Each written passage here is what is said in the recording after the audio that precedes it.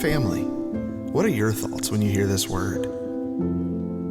Dinners, birthday parties, graduations, and weddings? Do you think love, intimacy, and laughter? Or do you think of pain, absence, and conflict? Whatever your thoughts are, family was God's idea. His desire is for you to join His vibrant and growing family. A family marked by sacrifice and acceptance, marked by diversity and unity, marked by an eternal significance. Let's make what matters most matter more.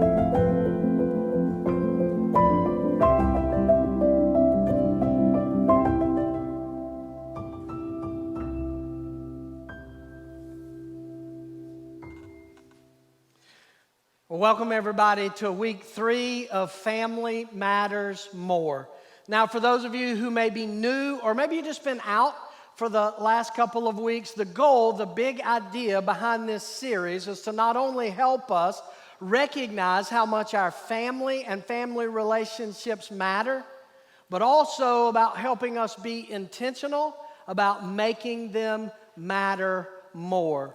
Now, obviously, the last couple of weeks, we've been focusing on our earthly family, the people that we live with or the people that we grew up with. But as believers, we also get to be a part of another family, a much bigger family. We call it God's family, and we live out those relationships within the context of our church family. And just like our earthly families, with our church families, we experience ups and downs. We experience joys and difficulties. But the great news is we get to walk that journey together. And that's why I'm so excited today that you get to hear from someone who's been a part of our church family here at Cedar Creek Church for over 20 years. Kenny and Judy Thomas moved to Aiken in the summer of 1999. And within weeks of moving here, they connected with us here at Cedar Creek Church and became a part of our church family. But for them, being a part of the family was more than just attending services on Sunday morning. It was about living out their faith outside the walls of our buildings. And they have done that personally, impacting the lives of individuals in our community in ways we'll never know about this side of heaven. They've also partnered with us and helped us collectively as a church make an impact in this community, hosting our annual Cedar Creek Day at the ballpark every April, hosting 9 years of baseball camps for special needs children, not to mention countless rodeos and bull rides and other events that literally raise tens of thousands of dollars to help local and national charities make a difference in the lives of people. They are truly examples of what it looks like to live out the mission and vision of this church outside the walls of this church. But you know, this past year, they experienced probably what I would assume is the most difficult part of their life's journey. In the middle of a global pandemic, they experienced their own personal pandemic when Miss Judy was diagnosed with liver cancer. And over the last 14 months, their faith has not just been put to the test and challenged, but their faith has been lived out where the rubber meets the road. And I'm so excited today for you to get to hear this amazing story of God's power, God's promise, and God's presence. So would you help me give a big, warm Cedar Creek Church family welcome to my friend, Coach Kenny Thomas. Love you, buddy. Thank you. Love you. Thank you, man. Thank you.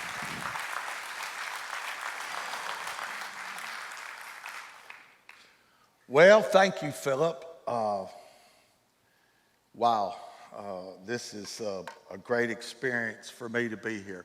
The first thing I want to do is, Miss Judy told me I could not wear my hat So let's get this over with right now.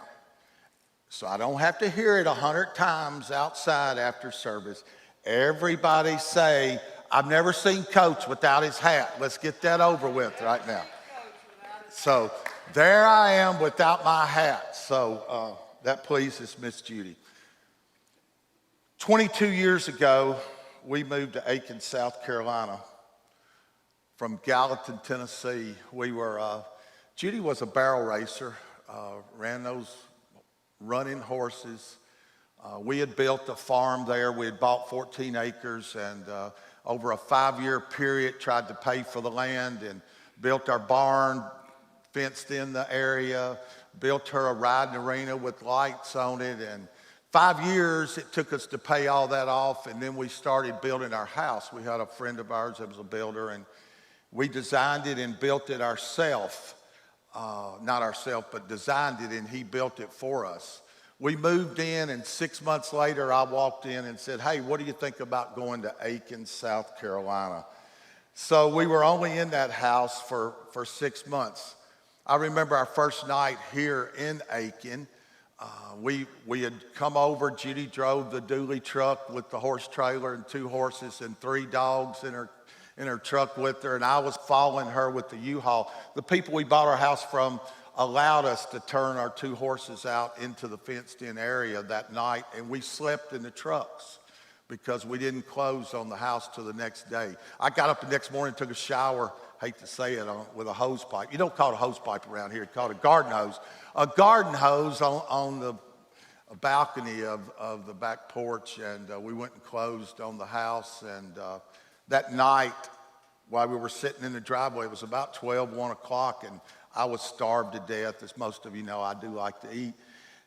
And we didn't know anybody or anything, so we went to Kroger's, the old Kroger. It's up there by Old Navy. And I remember Judy turning to me and saying, you know, honey, we don't know one soul in this town. We don't know one person. It's an eerie feeling. It's a real eerie feeling.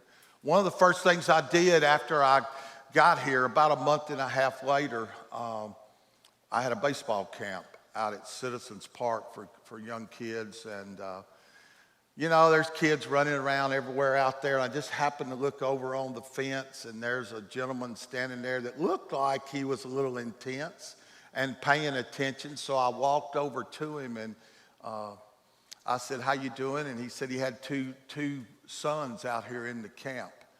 And he introduced himself as Philip Lee, the associate pastor at Cedar Creek Church. And I told him, I said, you know, when our time was looking for a home, I would go, our first 2 weeks here, we stayed in a hotel. And I would go to work every morning, and Judy would ride with a real estate agent and go look at different places. And then they'd come back and get me at 4 o'clock and go look at the 1 or 2 that she liked. That only lasted about 2 weeks, so I had to look at 14 different places. But during that time, the real estate agent asked Miss Judy one day, said, what kind of church do y'all go to, or what kind of denomination you go to? And she said, well, you know, Coach, he ain't too good about dressing up. He don't like all that dressing up. And she's, well, you need to go to Cedar Creek Church. So I told Philip Lee that night at Citizens Park, I said, we tried to find that place last Sunday. We didn't know anything about Banks Mill Road. So we couldn't find it. He explained how to get there, and his 2 sons were participating in my camp that night. Philip Jr. and Rick were both out there, and it was the start of a great, great, great relationship. For 21 years, we've spent here winning baseball games, working 70, 72 hours a week. I know one day we were sitting on the beach in the summer, and Judy and Jenny, our daughter, started trying to figure out how much time I spent at the stadium. And they came up with this wild figure of 72% of my life was spent at the stadium. On February the 23rd of 2020, a lot of things changed, and our 14-month journey started. We were playing at UNC Pembroke that weekend. We have a home that we bought 2 years ago in Margaritaville, Hilton Head. Yes, Margaritaville, Jimmy Buffett. I guess I am a parrot head, I don't know, but yes, Margaritaville. We have a home there. Judy had spent the week down there. Then she got on 95 on Friday, on Interstate 95 on Friday, and drove to North Carolina, to Pembroke, North Carolina, where we were playing that weekend. On Sunday, after our final game, I got in her Jeep and followed her home to Aiken, South Carolina. Followed the bus home, followed the bus home to Aiken, South Carolina. When we got back, as she knew, on days that we lose tough games, coach is probably going to stay in the office for a couple of hours afterwards and try to figure out what went wrong. We lost a tough game that day. So when we got back to the stadium, she went on home. I stayed there for a couple of hours. When I got home after midnight, she was sitting in a chair and she was white as a sheet, just extremely white. And I said, "What's wrong, honey?" She said, "I think I just had a mini stroke. I blacked out. My body went hot. I don't know what happened." So I said, "Well, let's go to the hospital." "Well, you don't." Hey, she's stubborn, I'm not. Remember that. She's stubborn, I'm not. I said, "Let's go to the hospital." And she said, "Let's just wait and call Dr. Yeomans in the morning," our primary doctor. So we did that, and that was the beginning of 13 times that God showed up through this journey. She went to the hospital, and for 2 days at Aiken Regional, they checked her for a stroke. Couldn't find anything. Before they got ready to release her, the doctor came in and started punching around on her. And when they hit a certain spot, she kind of flinched. The doctor said, "Did that hurt?" She said, "Yes." And the doctor said, "Let's do one more blood work before you leave." And they did. The doctor came back in a couple hours and said, "How long have you been anemic?" Judy said, "I didn't know I was anemic." So she ordered a colonoscopy. Well, Judy had entered the hospital for a stroke, so as we all know, insurance not going to pay for that colonoscopy because she was there for a stroke. So she had to check out of the hospital. Dr. Yeomans gets the colonoscopy set up on March the 12th. March the 12th was diagnosis day, a day I'll never forget. Shortly after she woke up from the colonoscopy, the doctor walked in the room and told us that she had cancer. That was devastating. That was devastating. You got to know this.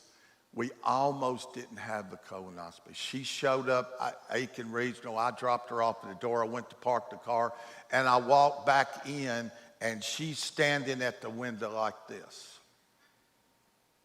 And I walked in, and I said, "What happened, honey?" She said, they have taken me off the schedule. Somebody has canceled this, and I will not drink this stuff again, and I will not come back. I am not drinking this mess again, so I'm done. If they don't do this today, I'm done. Luckily, the doctor was still there. Luckily, we talked to some people, and they went on and did the colonoscopy. And again, told her she had cancer that day. On March the 13th, the very next day, they shut college baseball down because of COVID. I had to go in the locker room at 1:30 in the afternoon and tell my players that our season was over. We were scheduled to play Columbus State that night at 6 o'clock at the stadium. They were stopped on the bus and sent back to Columbus. At the time, that was devastating. Later, I realized that was a blessing because that allowed me to be with her for a long time. That day she was diagnosed, I called Philip Lee. One thing he told me, remember, God's going to show up several times through this. The first time God showed up, for 2 weeks we were trying to get a PET scan. They needed to check the rest of her body. COVID had us stopped. Every time we tried to get one, COVID had it stopped. Dr. Yeomans, Stephen Yeomans, grabbed a hold of the situation and found us a spot that we could get in Beaufort, South Carolina, to do the PET scan. God showed up for the first time right then because we needed that PET scan as soon as possible. Time was not on our side. Then came the results and the start of the bad news. There was spots on her liver. A biopsy was set for Aiken Regional to check her liver. We get to Aiken Regional. I can't go in. She goes in. 15 minutes later, she comes walking out the door, squalling, crying. They have somehow messed up and canceled her biopsy today. She was mentally prepared for this. Understand, they take a needle and go through your rib cage and go down to your liver. God showed up for the second time. I called Dr. Yeomans on a Friday. His day off was that day. He answered his cell phone. He said, just sit tight right there, coach, and let me see if I can get this worked out. 20 minutes later, his wife called, said, are y'all still there? Yes. 15 minutes later, a nurse called, said, Dr. Gay is still here. We're going to get you in right now to do this biopsy. 2 days later came the next bad news. Spots on her liver are cancer. Devastating news. At that point, we were sent to a new doctor in Augusta, a pair of doctors in the same office, one liver specialist and one colon specialist. After 5 meetings with the doctor, it was figured out that we were going to do both procedures at the same time. They're going to make one incision, go in. The colon doctor's going to do his thing. He's going to turn it over to the liver doctor. There is a possibility we deport that and stop that because of some difficulties, but that is the plan in April to do this surgery, both together. 5% chance, he told us, of a bowel leakage. The day of the surgery, Philip Lee, Jenny, our daughter, David Brinkley, my dear friend, we all sit in the parking garage for many hours waiting. God showed up for the third time. God showed up when that phone call came through and said, we got to do both procedures. The surgery was successful. We took 40% of Judy's colon and we took 4 spots of cancer off her liver. For the next few days, I sat on a park bench out in front of Augusta Hospital. I could not go to Aiken. I could not sit. I couldn't go in the hospital, but I couldn't be at home. It drove me crazy. So I would sit on a park bench and Jenny would come down and sit with me and beg me to go home. But I just had to be close. 3 days later, the next bad news. We've got the 5%. She has a bowel leakage. 15 days of very painful stay in Augusta Hospital with a bowel leakage. 2 drains, one in her side, one in her back, along with a rapid heartbeat of 250 times a minute that sent her to the ICU for 4 days. Finally, on the 15th day, she gets out of the hospital and she comes home. 7 days later, we had a doctor's appointment. We go in, everything's looking good. The drain has stopped. They take the drain out. I'll never forget it. The next morning, she felt the best she'd felt in a long time. I even took her to Belk's that morning to get some new shoes. And it was a Friday morning. She was feeling good. 5 o'clock that same Friday afternoon, she begins throwing up bile. Bad news, really bad. We call the doctor, we go back to the hospital, we have to go in through the emergency room. COVID is here, remember, COVID's here. They have a big tent set up out in front of the emergency room. They take her in the tent, They test her for COVID. It takes 2 hours to get the results. I had to stand on the sidewalk outside the tent listening to her throw up over and over and over till they finally got the test back and let her in the hospital. A day and a half later, they get the bowel, they get the throwing up stopped. The doctors decide at this point we're going to take 6 weeks to let her recoup before we start chemo. Judy and I decided that she wanted to have her chemo done in Bluffton near Margaritaville, her happy place. Yes, Parrot Head, Margaritaville. Her happy place. So we get set up down there. A few days later, she gets enough strength to drive the 2 hours to Bluffton. God showed up for the 4th time that day. As we pulled through the gates of Margaritaville and we turned down our street, Summertime Place, I had called our next door neighbor to tell him we were coming. There's 2 parties on the side of the road as we go down the street waving at Judy. We pulled in our driveway, and there's 60 people in our driveway celebrating Judy's arrival back, music playing, cheering. God showed up that day. Late June came and chemo started. Every other Monday, I dropped her off at the cancer center. She would stay all day on Monday, come home Monday evening with a pump, keep that on till Wednesday afternoon, then she would go back and take it off. I'd sit in the parking lot every Monday morning when she'd go in and talk to Philip Lee. We would pray, we would cry. He knew what time she was going in, so he would call me, or he knew I would call him. September brought the next set of bad news. After 4 rounds of chemo, they found a new spot on her liver. I was in the Kroger store next door grocery shopping when I dropped her off at the cancer center. She called. I knew that wasn't good. She said, they're not going to do chemo today because they found another spot on my liver. So back to the surgeon we go.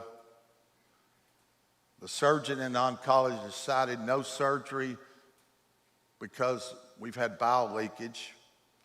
No surgery, let's change the formula of the chemo and keep going. These months, 2 months through there brought 3 nights of terror for me. 3 different times she had to go to the emergency room with a 240 to 250 heartbeat. I watched as they stuck an IV in her arm and gave her medicine that stopped her heart and hoping it starts back. The 3rd time, I couldn't watch it. I had to go outside. I couldn't watch it. I went outside and I said, God, I can't take any more. I can't take any more. God showed up 2 weeks later, the 5th time. As we did a heart ablation with Dr. Berman in Augusta, Georgia.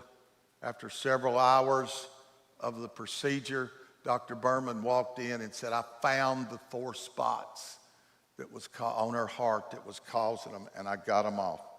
2 people that stayed with me through these times was Philip Lee and another gentleman, elderly gentleman named Aaron Woodard, who is a minister of a very, very, very small church here in Aiken. He's an elderly gentleman that Judy met. He was in her bowling league on Thursday nights. Both of them called me every week, prayed for us, encouraged us.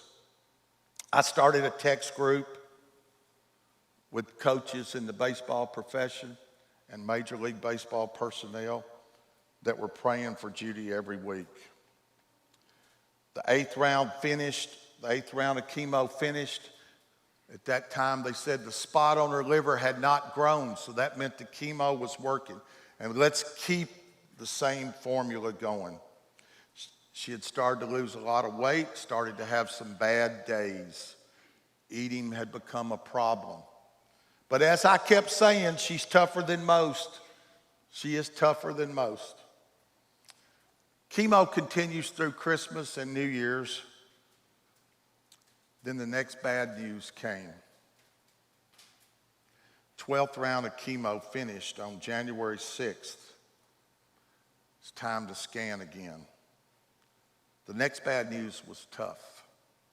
The spot on her liver had grown. Tissues around her liver were cancerous. It's time to head back to the surgeon in Augusta.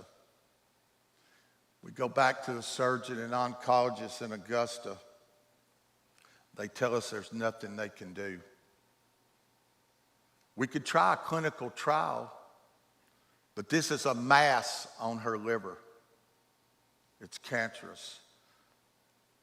The stuff around her liver is tissue that's cancerous. They said, we can try to send you to a radiology doctor that can go through her groin and implant chemo seeds on that spot. The next day they called me, she doesn't know that till today, and said they couldn't do that spot. They couldn't do that. It wasn't going to work. The sixth time God showed up, we were leaving the radiology doctor. Dr. Yeomans calls me. Dr. Yeomans said, this afternoon, you're going to get a call from a doctor at Johns Hopkins Hospital. Dr. Yeomans had took it upon himself to not accept the diagnosis. And he had called a friend of his at Johns Hopkins Hospital. There was an oncologist. That friend of his had gotten Judy's records, her scans, and taken them to a surgeon there at Johns Hopkins that said he could possibly extract that spot. We had an appointment on February 5th to meet with Dr. Chris Schubert, surgeon at Johns Hopkins Hospital. Judy was really sick through these 3 weeks. She could literally not walk across the stage. She was very, very sick. Late January, we go to Family Pharmacy here in Aiken to pick up her prescription, and they pull us into spot 1 because it's not ready. I look back in the back parking lot, and they're giving the COVID vaccine. We are very concerned about COVID at this point. I'm coaching young guys. I'm coaching 18 to 22-year-olds that actually could care less about COVID. But I cannot catch it and bring it home to my wife. That would be devastating. So we're sitting in the parking lot of Family Pharmacy, and one of the girls comes out to hand the person in spot 2 their prescription. And I said, Lacey, I wrote the window down. I said, Lacey, Miss Judy needs that COVID shot, that vaccination. She said, I know she does, and you do too. 7th time God showed up. That same afternoon, Stuart Henderson from Family Pharmacy called me. Coach, you and Judy come right now. I have 2 shots left. We went and got our vaccination. February the 3rd, I met with my team. Told them, not sure when I'll be back. We're leaving tomorrow to go to Johns Hopkins. I don't know what they're going to do. I don't know if they're going to do surgery. I have no idea what they're going to do. I told them that I had talked to Aaron Woodard that morning. And Aaron told me this, Coach, although he calls me Coach, you can't live with fear and faith. One of them's going to take over. So I told my team that I was choosing faith. The next day we started the long drive to Baltimore, Maryland. I didn't know if she was going to make it. She was so sick. February 5th, we got up at the hotel. She was really sick, but she went and made it through the MRI and the blood work. And then at 3:30 in the afternoon, I stayed on the first floor because I couldn't go in, and she went up to the 8th floor to Dr. Chris Schubert's office. God showed up that day the 8th time. About an hour and a half after she'd been up there, the nurse called, said she's going to be admitted to the hospital. Her white blood cells are over 30,000. 9,000 is the normal. She's sick, she's septic. Her body is septic. They took her straight to the hospital. For the next 11 days, I sat in a hotel room in Baltimore, Maryland.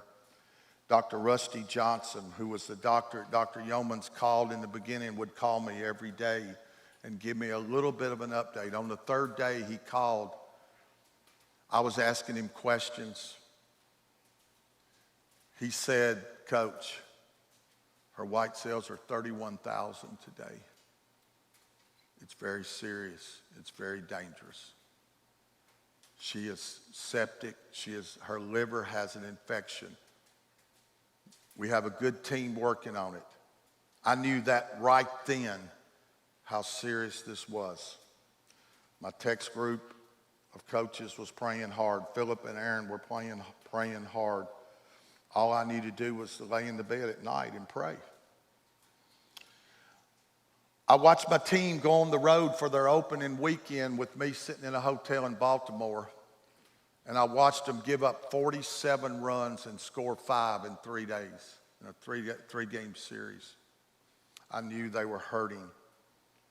On the 11th day, she got out of the hospital there with the drain still in her side. We drove back to Aiken. We left the hotel in Baltimore, Maryland, went an alternate route to stay off of 95 in the traffic. We had a plan to get to Lynchburg, Virginia, and spend the night.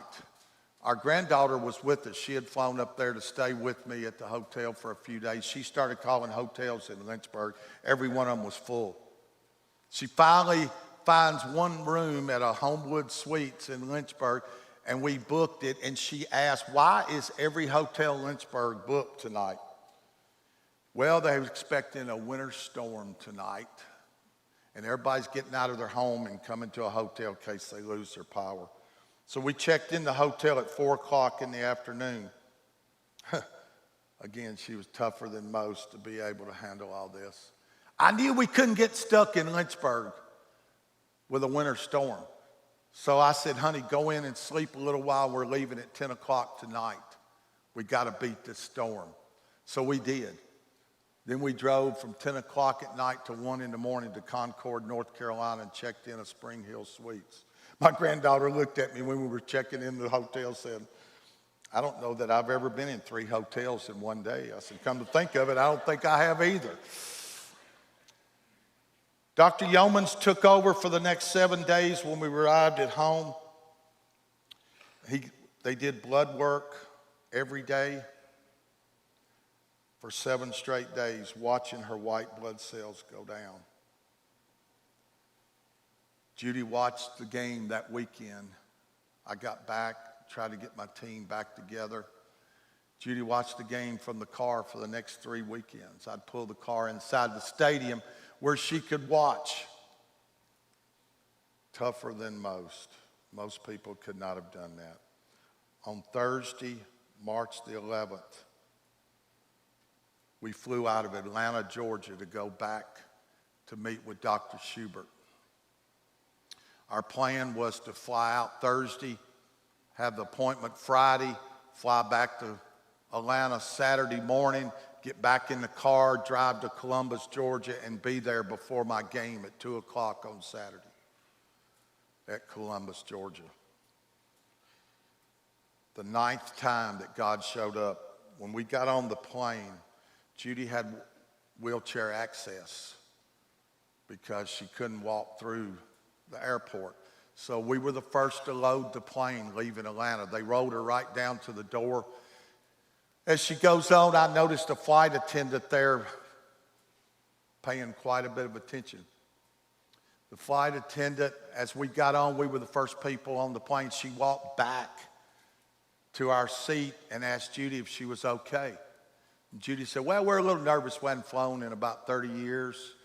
And I'm going to Johns Hopkins for a very important thing about my cancer." The flight attendant, as we started to descend into Baltimore, we hadn't seen her the rest of the flight because she worked up front. Of course, we was in the back. And She walked back there and she handed Judy a card. It says, "Miss Judy, I wish you well. I will be praying that you receive the best news tomorrow. I know it can be scary and nerve-wracking waiting to hear, but remember this. Do not fear, for I am with you. Do not anxiously look about you, for I am your God. I will strengthen you surely. I will help you." Isaiah 41:10, which is what, ironically, Danny read this morning. And she said, "Love, Jacqueline." We never heard, we don't know who Jacqueline is. But that was the 9th time that God showed up. That was an angel. On March the 12th, which is a year from the diagnosis day, she had her appointment with Dr. Schubert.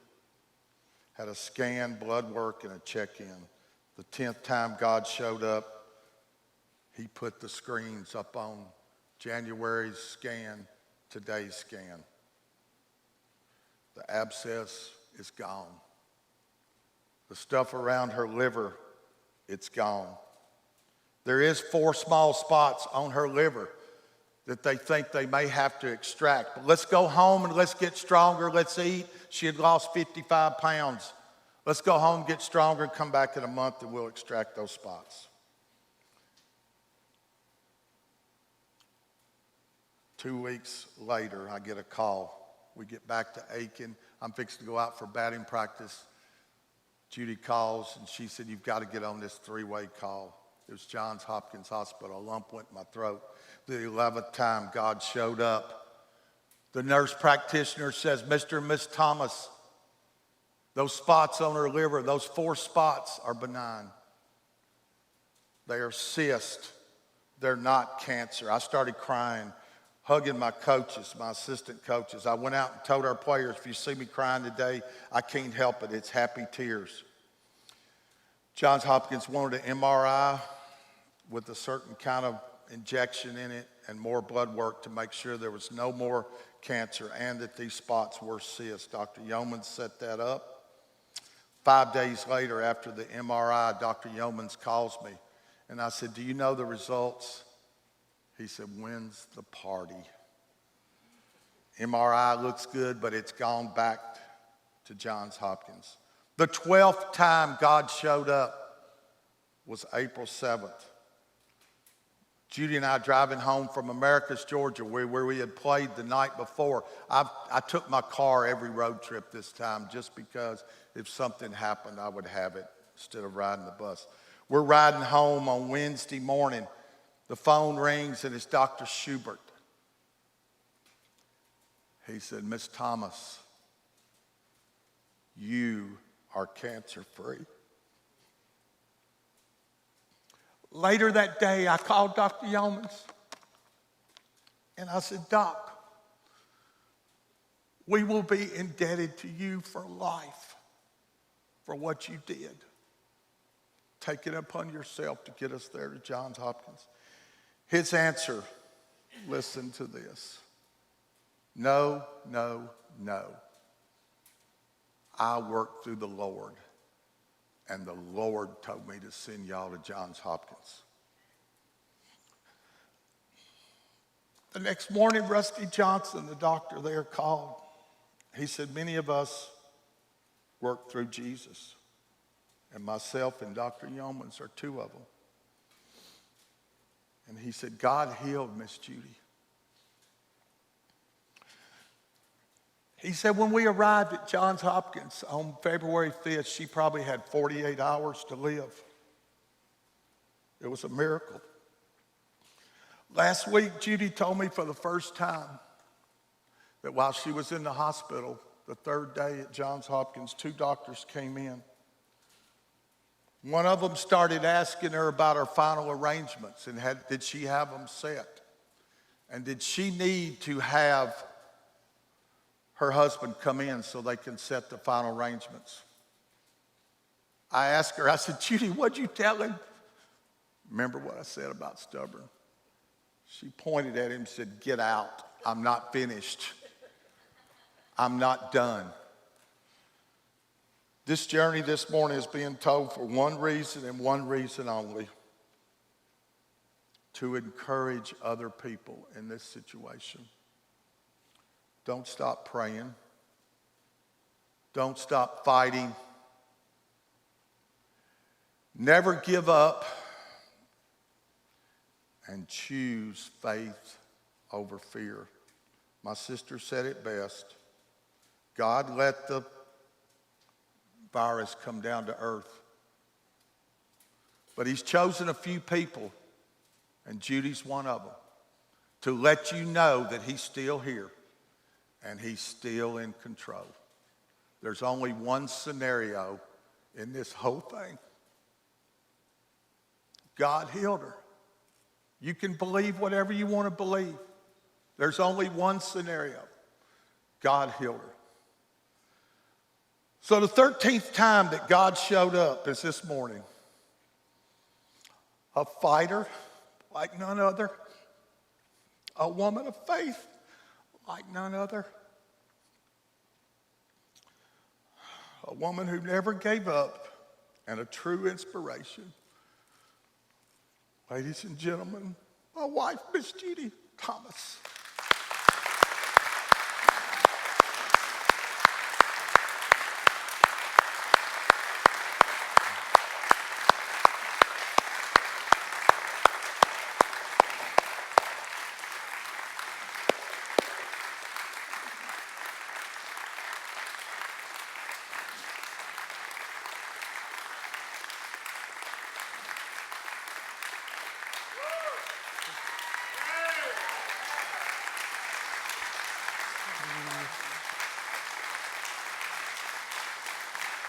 Thank you. Thank you, church family, Coach Judy. Thank you, not just for sharing your story, for giving God the glory, but thank you for allowing us to walk not only this last 14 months with you, but to walk these last 22 years with you as your church family. And we're just so grateful for y'all. And you begin a new journey. Some of you may know this. Kenny is officially retired as the head baseball coach, retired as the winningest baseball coach in USC Aiken history. But you know what? That's not the biggest piece of his legacy. His legacy is his faith, their faith. They've been living that out for 22 years here in our community, impacting the lives of countless young men who are now better men, better dads, better fathers, better husbands. And that is the legacy. And God's going to continue to use you. Kenny and Judy are taking their next step. Kenny is retiring from USC Aiken, but he's going to be coaching summer league baseball with college baseball players from all over the country from a Christ-centered ministry called Full Count Ministries. And they're going to begin in June their season. He's going to have a chance to continue to impact lives. And so Kenny and Judy, we didn't want this day and this moment to pass without just giving you a small token of our appreciation. Somebody somewhere in the back should be coming out. And of course, it's Rick. Just something that you can look at and help you remember your years here with the day at the ballpark, the special needs camp, and our friendship. And it just simply says, presented to Kenny and Judy Thomas for 22 years of faithful service to the Cedar Creek Church family and the Aiken community. Well done, good and faithful servant. Thank you. Thank you. So let's pray together. Oh, Jesus, we thank you for all the times that you show up, because we recognize today that you are always with us. You never leave us or forsake us. Even in those dark moments and those long, painful nights when it just hurts to take the next breath, Lord, you are right there with us. And so I thank you for this testimony, but I thank you for your presence for those who are here, one of our campuses, watching online. I know there are folks walking through their long, dark night, praying for their miracle, their moment. And God, I thank you that whatever the outcome is, what never ever changes is your love for us, your presence with us, and your power to bring good out of any situation. So I pray people will be encouraged today wherever they are in their journey. We thank you, Jesus. In your name we pray. Amen.